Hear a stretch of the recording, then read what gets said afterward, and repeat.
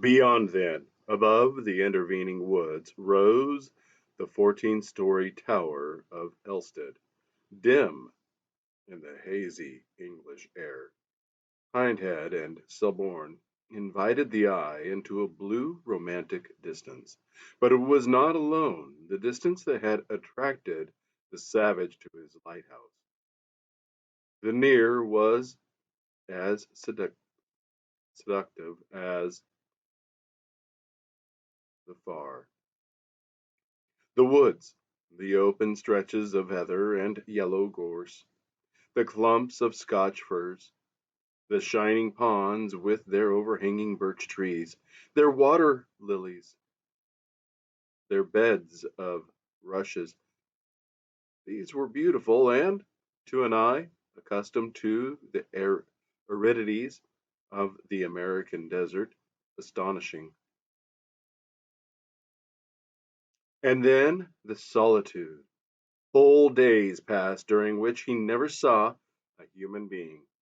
The lighthouse was only a quarter of an hour's flight from the Charing T Tower, but the hills of Malpai were hardly more deserted than this Surrey heath.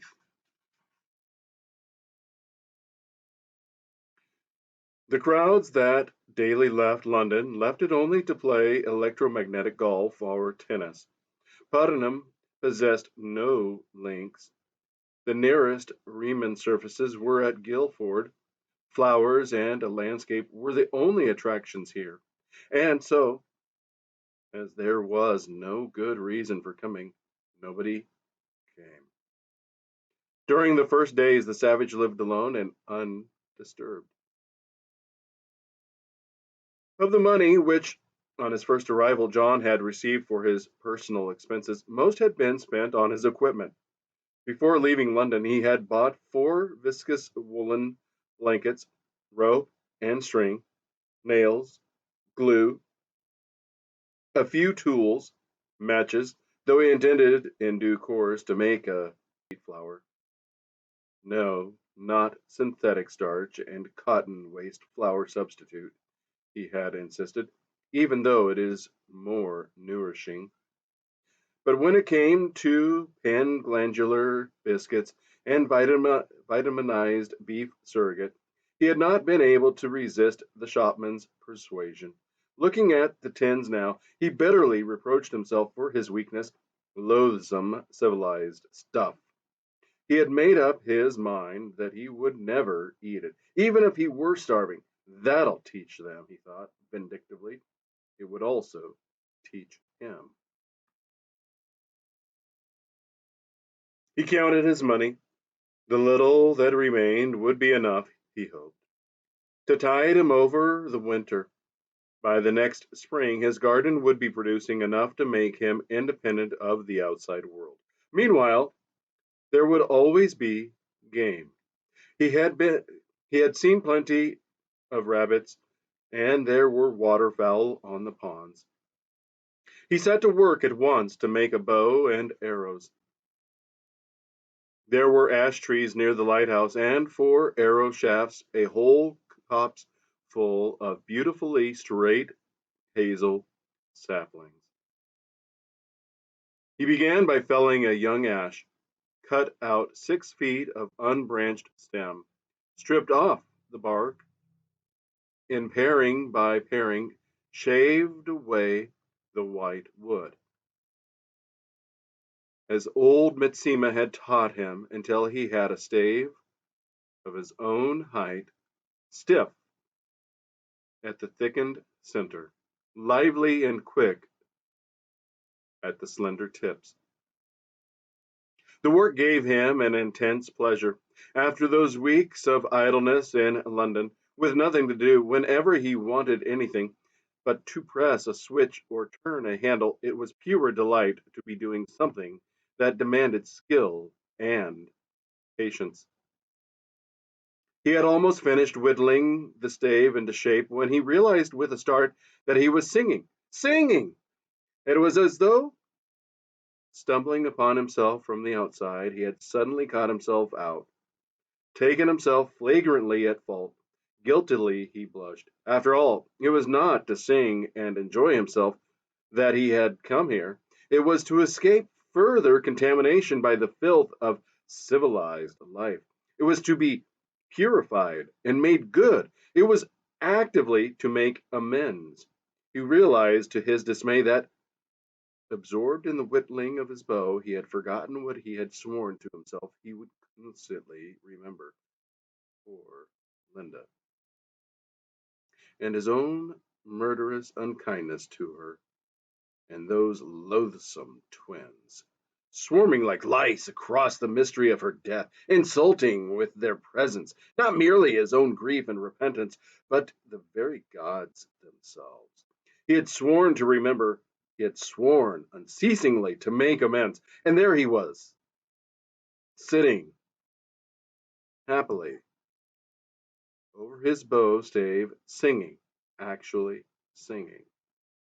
He went indoors, opened the box of mustard, and put some water to boil on the fire.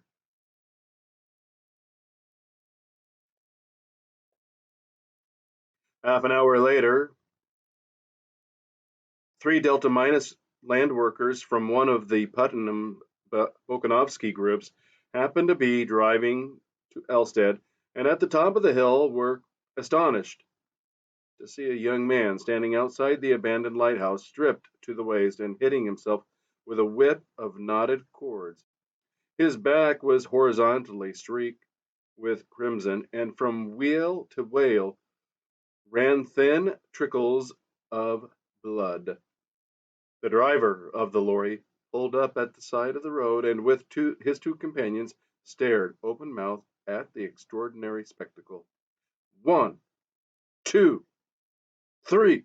They counted the strokes. After the eighth, the young man interrupted his self punishment to run to the wood's edge and there be violently sick. When he had finished, he picked up the whip and began hitting himself again. 9, 10, 11, 12. Ford, whispered the driver. His twins were of the same opinion. 40, they said. These days later, like turkey buzzards settling on a corpse, the reporters came. Dried and hardened over a slow fire, green wood, the bow was ready. The savage was busy on his arrows. 30 hazel sticks had been whittled and dried, tipped with sharp nails, carefully knocked. He had made a raid one night on the Putnam poultry farm, and now had feathers enough to equip a whole armory. It was at work upon the feathering of his shafts that the first of the reporters found him. Noiseless on his pneumatic shoes, the man came up behind him. "Good morning, Mr. Savage," he said. "I am the representative of the hourly radio." Startled, as though by the bite of a snake, the savage sprang to his feet, scattering arrows, feathers, glue pot, and brush in all directions. "I beg your pardon," said the reporter, with genuine compunction. "I had no intention."